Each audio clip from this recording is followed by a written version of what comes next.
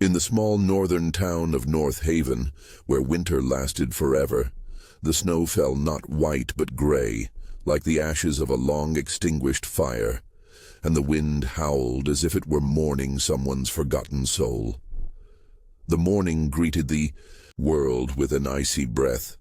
The sky hung low, heavy and gloomy, as if it threatened to crush everything beneath it. Ethan Frost stood at the edge of the vacant lot, his heavy boots sinking into the snowdrifts, and his breath steamed, dissolving in the cold air. He pulled his coat tighter around himself, but the frost still crept under his skin, as if the earth itself were whispering to him, "Go away." He had come here to escape the past, but it clung to him like a shadow that would not disappear even in the darkness. Thoughts of an old tragedy that he had kept silent about weighed on his shoulders like an invisible weight. But that was not why he had been called today. Today, the body of Lucas Reed was waiting for him. The boy lay against a sagging fence, half buried in a blanket of snow, as if nature were trying to wipe him off the face of the earth. Ethan dropped to his knees, his gloved fingers sliding over the frozen skin, and something in his chest tightened painfully. Lucas's face, untouched by the harshness of adulthood, was frozen in a silent question, and his empty eyes looked up, as if seeking salvation in the gray abyss. There was a torn poster lying nearby, Mayor Harold Klein's campaign smile mocking the death. Ethan picked it up, his hands shaking but not from the cold. There were no accidents in this town. Never. The villagers huddled at a distance, their faces pale and drawn, blending with the gray of the snow. They looked away, but Ethan could feel their fear. It hung in the air, thick and tangible like fog. They knew more than they said, but their silence was their shield. He rose, the snow crunching under his feet, and stepping toward the crowd, he asked in a low, hoarse voice, like the rumble of distant thunder, who was the last to see him? The silence in response struck louder than words. Only one woman, her eyes full of tears, dared to step forward. Her trembling finger pointed toward the mayor's house.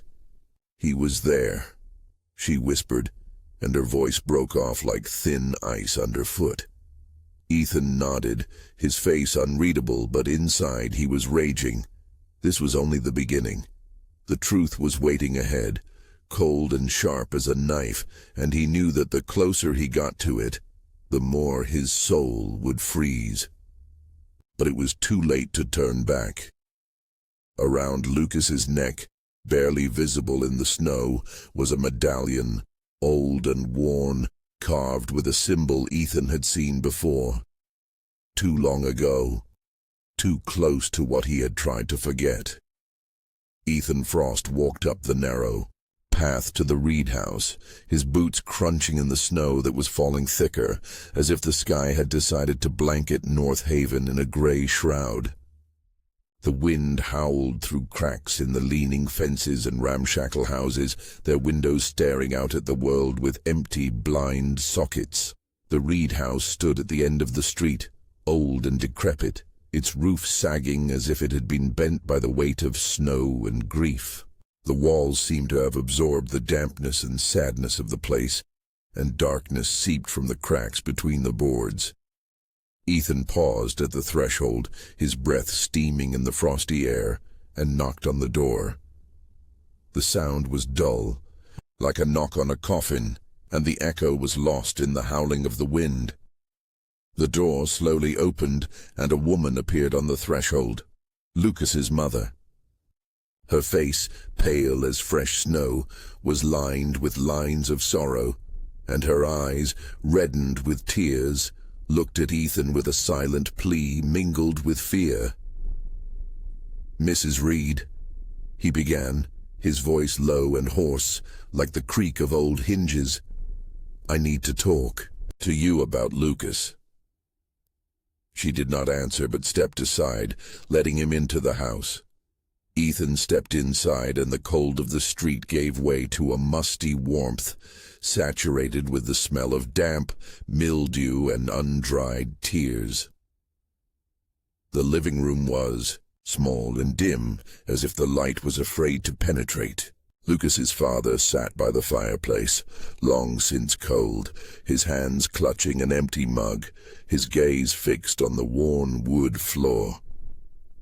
Ethan sank into the chair opposite, his fingers unconsciously fiddling with the hem of his heavy coat. "I know this is hard for you," he said, trying to soften his tone even as anger welled up inside him, "but I need to understand what has happened to your son." Lucas's mother sobbed, her thin shoulders shaking like branches in the wind. But his father looked up, his eyes flashed like steel in the dim light, and he said, "We can't talk." His voice was cracked, like a man who hadn't had a drink of water in a long time. "They won't let us."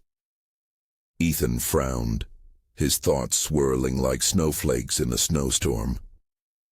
"Who are they?" he asked, leaning a little closer. Lucas's father pressed his lips into a thin line, his fingers white with the tension of his mug. "The mayor, Harold Klein, and his men. They know everything." Lucas's mother sobbed again, her shaking hands coming up to cover her mouth, as if she were afraid the words would spill out against her will.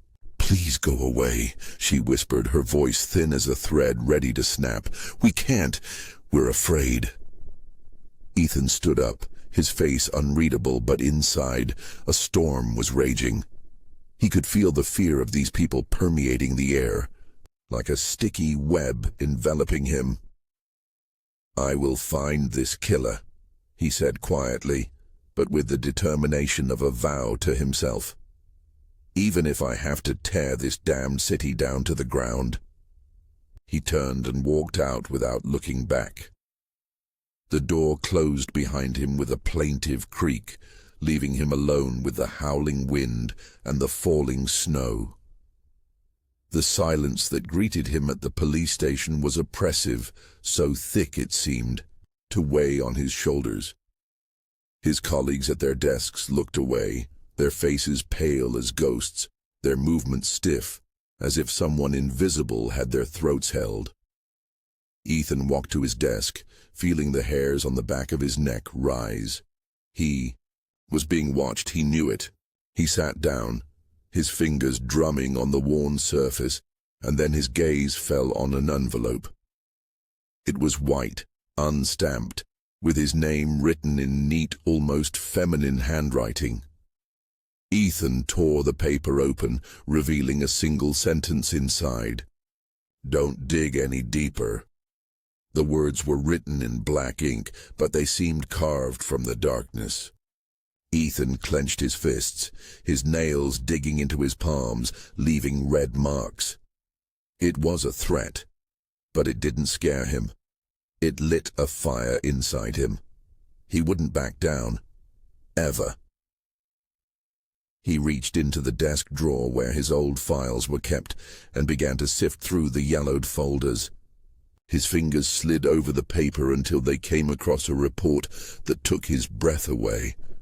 The name in bold type struck him like lightning. Victor Slade. The man he thought was dead. The man whose name he had buried in the past along with memories that still made his chest ache. The report was old, the pages yellowed, but the words were clear. Slade had been involved in a case involving North Haven, and his shadow still seemed to hang over the town. Ethan leaned back in his chair, his heart pounding like a hammer against an anvil. Outside, the snow was falling thicker, covering the streets like a shroud, and the wind howled as if mourning the dead.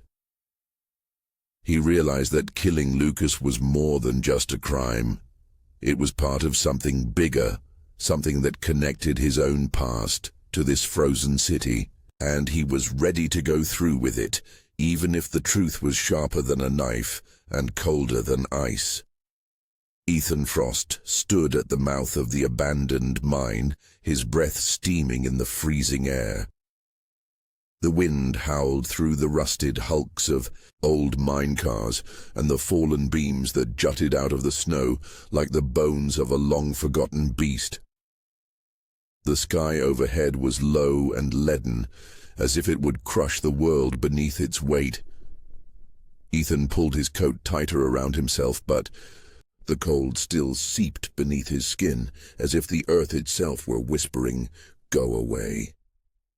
The mine sat at the edge of North Haven, a place no man had set foot in years. Its dark mouth stared at Ethan like a maw ready to swallow him whole. He knew this place held secrets that might shed light on the death of Lucas Reed and the name he had tried to forget, Victor Slade, a man whose name he had buried in the past, but whose shadow seemed to still haunt this frozen town.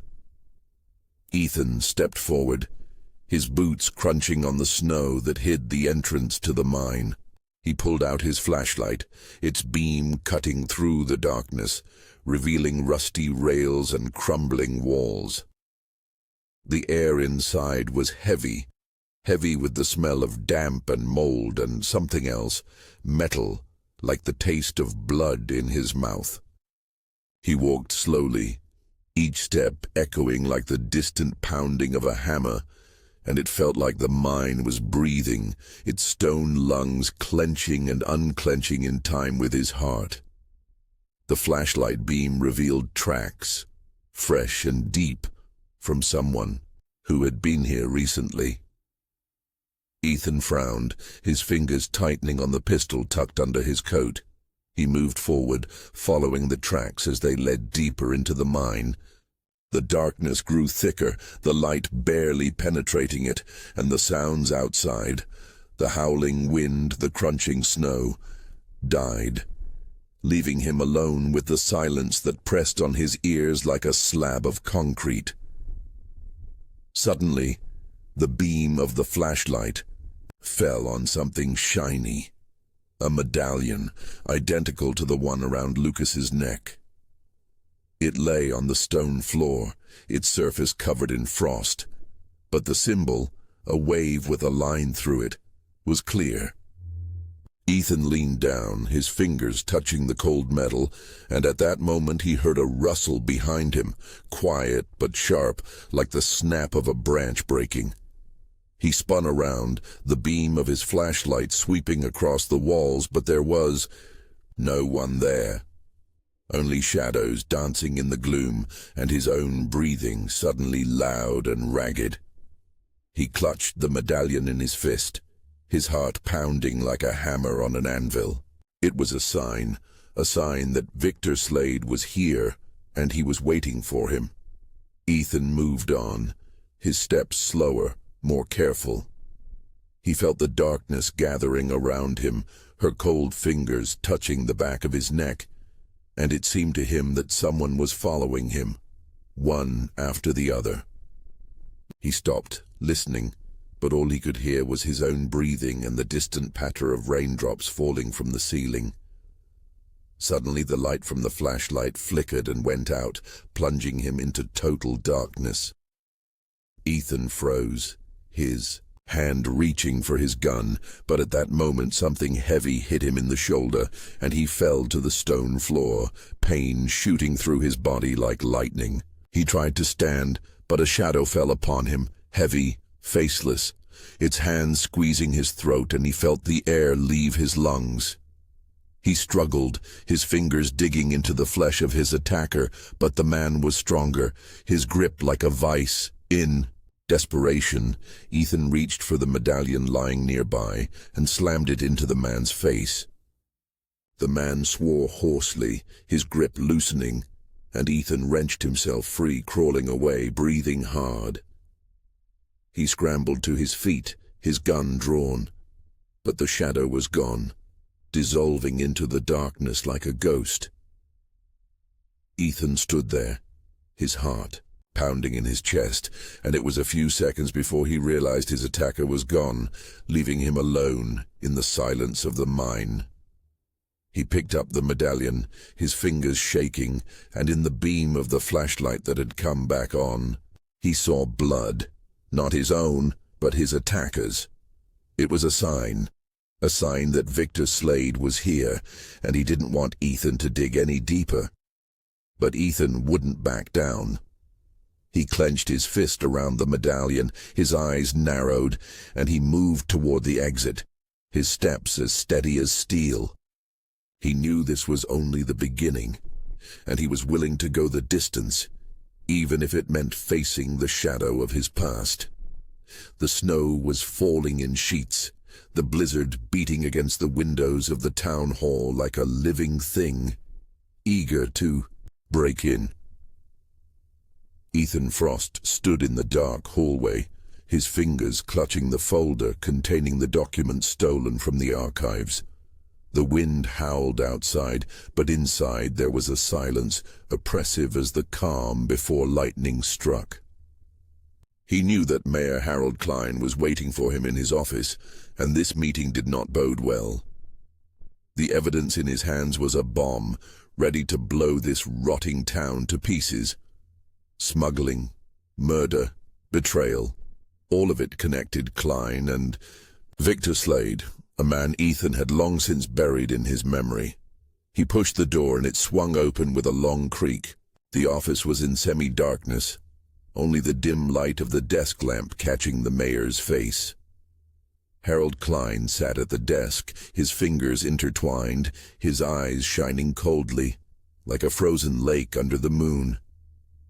"You came alone, Ethan," he said, his voice level but with a hint of menace. "That's brave, or foolish." Ethan stepped forward, his boots leaving dirty marks on the expensive carpet. "I know everything," he said, throwing the folder onto the table. The pages flew apart, covered with names, dates, amounts, leads to the smuggling and death of Lucas Reed. "You and Slade. You killed the boy because he saw too much." Klein chuckled, his lips twisting into a thin, almost snake-like smile. "The boy was an accident, an overly curious accident." He stood up, his shadow cast against the wall like a ghost from the past. "But you can be useful. Forget about it, and I'll give you what you want. Money, peace, oblivion." Ethan clenched his fists, his nails digging into his skin. "I'm not for sale," he growled, his voice hoarse as if ripped from the depths. "I came for the truth." Klein shook his head, his smile growing even sharper. "You don't understand what you've gotten yourself into, Ethan. This isn't just murder. This is a system, and you can't break it." He pressed a button on his desk, and the door behind Ethan swung open. Victor Slade stood in the doorway, tall and scarred-faced, his eyes blazing with hatred. "Hey, partner," Slade said, his voice creaking like rusty metal. "Long time no see." Ethan froze, his heart pounding like a hammer on an anvil. "You're dead," he breathed, but the words caught in his throat. Slade laughed, dry and harsh, like the sound of twigs breaking. "You thought so, but I'm alive, and I'm here to take what's mine." He stepped forward, his fingers gripping the knife, the blade glinting in the dim light. "You betrayed me, Ethan, left me for dead, but I survived, and now you will pay." Ethan stepped back, his back against the wall. "I didn't betray you," he said, forcing his voice to be firm. "It was Klein. He set us both up." Slade froze, his eyes narrowing. "You're lying," he growled, but there was a hint of doubt in his voice. Ethan seized on the moment. "Look at the paperwork," he said, nodding toward the table. "It's all there. He used you like a puppet." Slade turned to Klein, his face twisted in rage. "Is it true?" he asked, his voice low, like the growl of a cornered animal. Klein paled, his fingers trembling. "Don't listen to him, Victor. He's lying." But Slade wasn't listening anymore. He lunged at the desk, grabbed the folder, and began flipping through the pages. His face darkened with each line. You betrayed me," he whispered, his voice shaking with anger. He whirled toward Klein, the knife in his hand flashing like lightning. Klein backed up, hitting the wall. "Victor, wait," he began. But Slade didn't let him finish. He lunged forward, and the blade sank into the mayor's chest. Klein screamed, a hoarse, broken cry, and collapsed, his blood a dark stain on the carpet. Slade stood over him, breathing hard, like a predator over its prey. Then he turned to Ethan, his eyes glowing like hot coals. "Now you," he said, his voice empty as the desert wind. "You're next." Ethan clenched his fists, his gun already in his hand. "I'm not your enemy, Victor," he said, trying to keep his voice steady. "We can get out of here together, expose everyone." Slade laughed bitterly, venomously. "You don't understand, Ethan. I can't leave. I'm part of this city, part of its filth." He stepped closer, pointing the knife at Ethan. Ethan raised his gun, his finger on the trigger.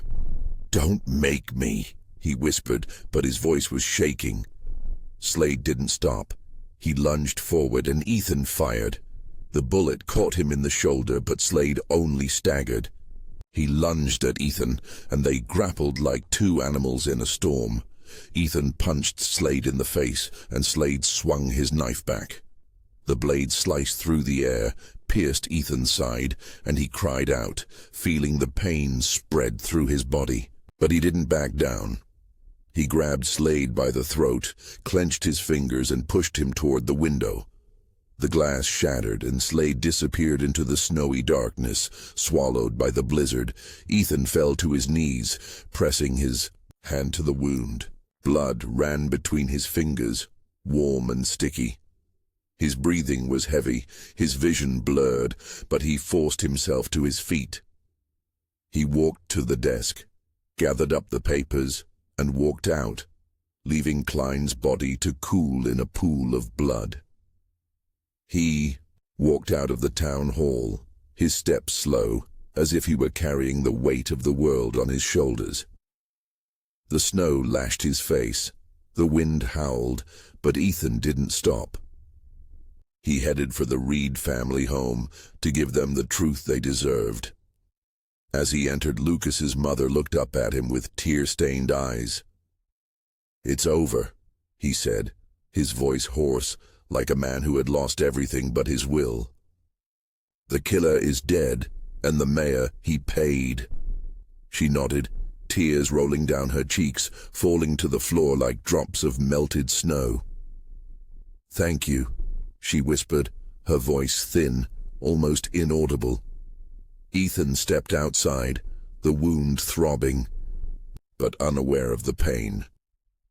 He walked away from North Haven, his steps as hard as steel. He knew the fight wasn't over. There were others beyond this city, shadows yet to be dispelled.